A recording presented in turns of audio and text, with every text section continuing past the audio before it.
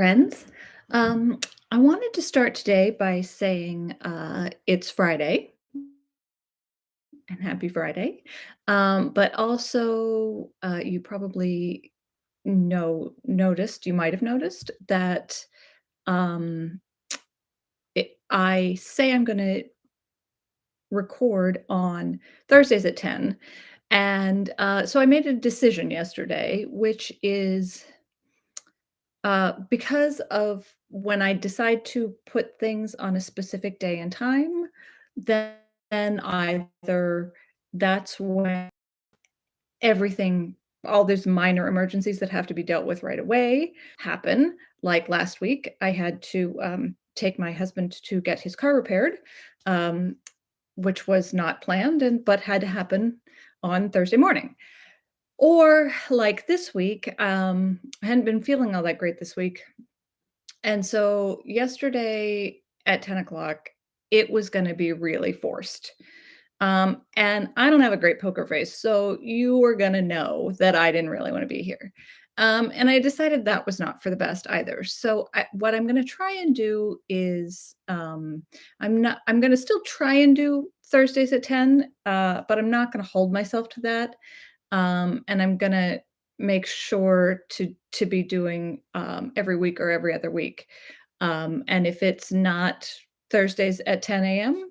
Eastern time, then that's okay, and you'll still be able to watch it um, on the replay.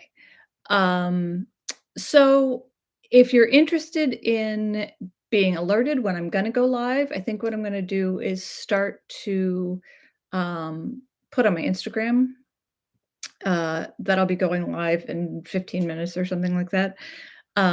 So you'll know if you're interested in seeing that, then you can follow me on Instagram, which is at the Bean Knits. Um, but other than that, I'm just gonna kind of go with the flow, and maybe it'll get to a place where we are going the same time every week. But for right now, I'm not gonna hold myself to that. So, but here I am feeling much better today. And so I wanted to tell you about a couple of new yarns. And basically, I wanted to show them to you before I start winding them up. Um, and there are two farm to needle yarns. Well, actually, I'm not sure that they're farm to needle yarns. One I'm sure is.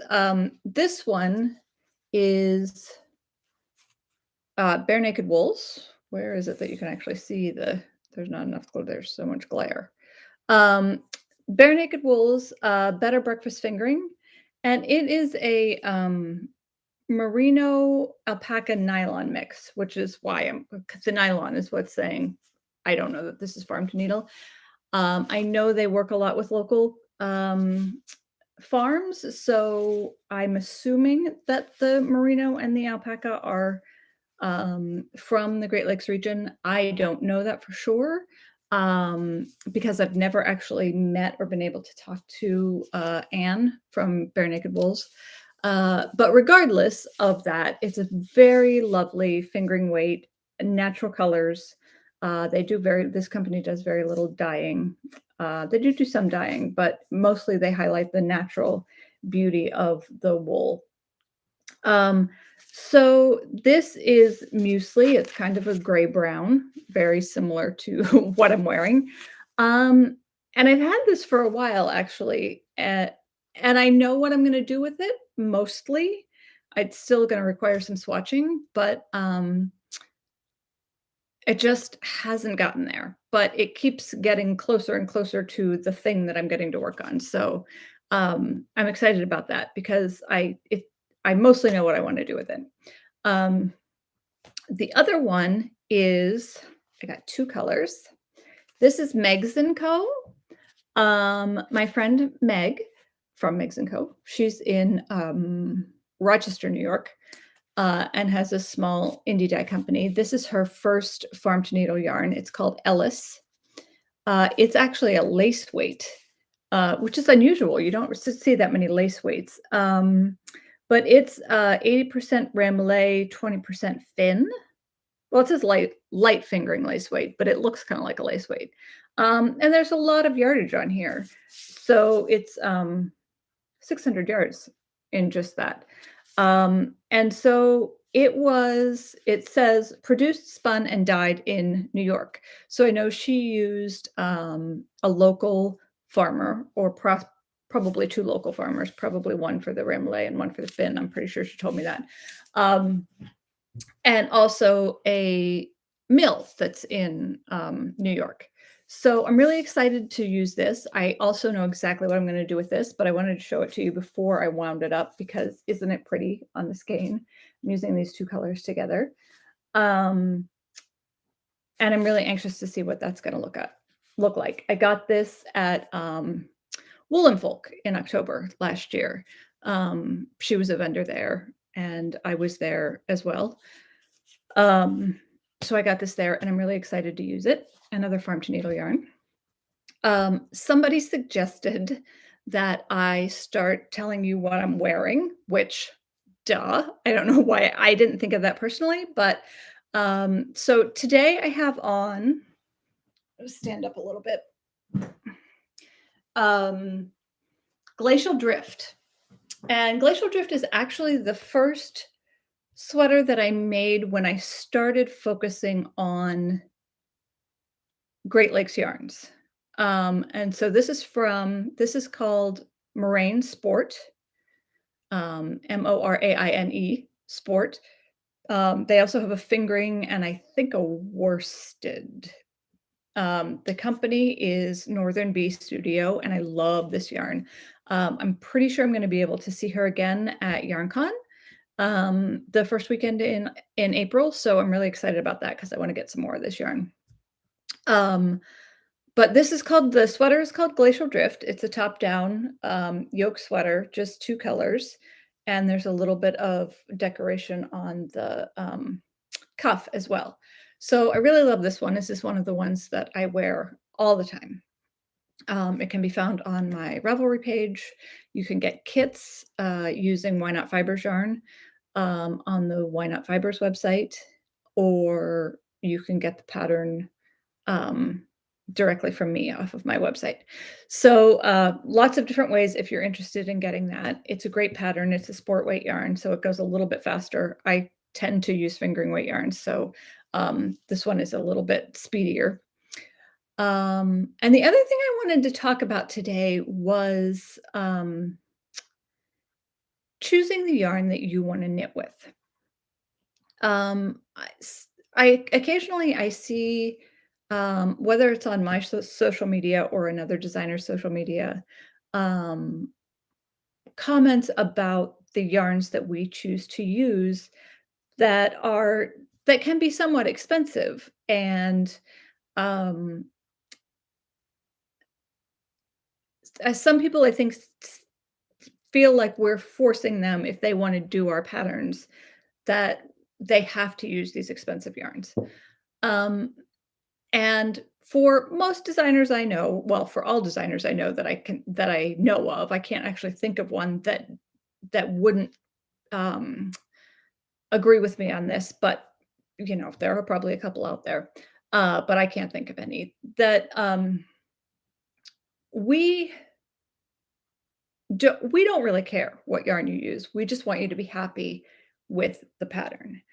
Um, I know that I like to focus on companies, smaller companies that don't have a lot of visibility. They're not the huge companies that have been around forever.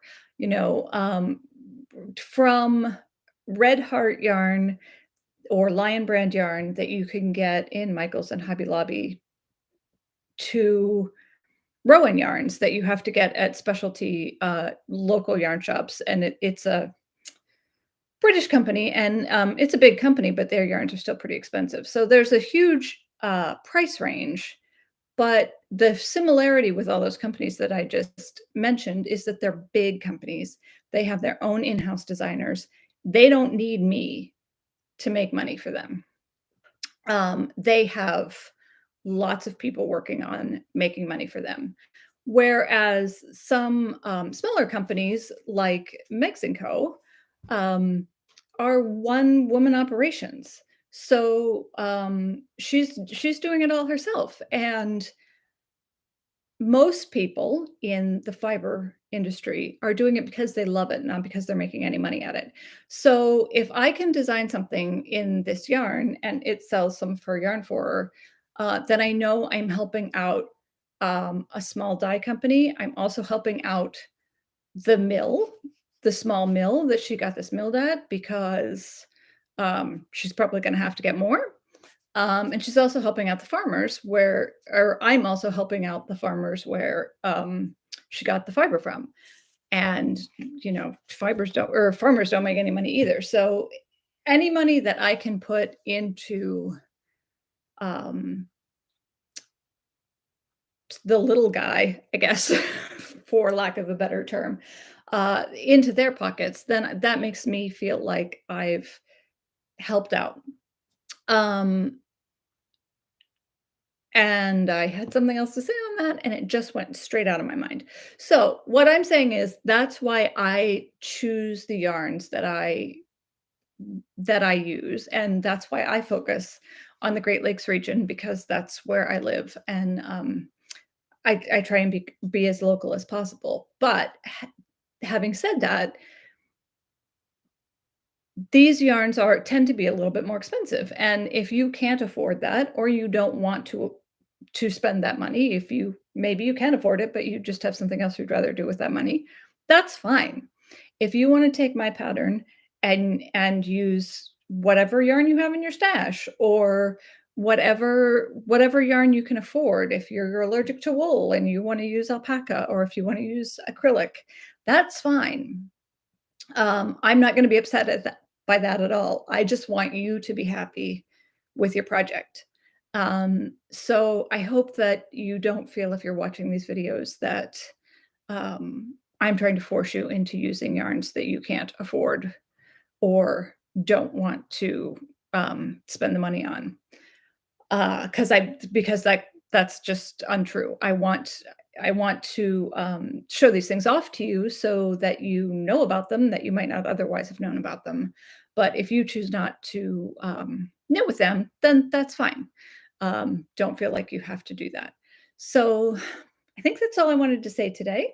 And if you hadn't noticed, I did dye my hair orange a little bit. It's fading really fast. But if you were looking and wondering why the lighting is so weird, it's not the lighting, it's actually hair dye. Um, so but it'll come out in a couple of months and then we won't have it anymore. So that's all I had for today, and I hope you enjoy it. Leave me any comments that you'd like, and we'll hope to see you next week. Thanks. Bye.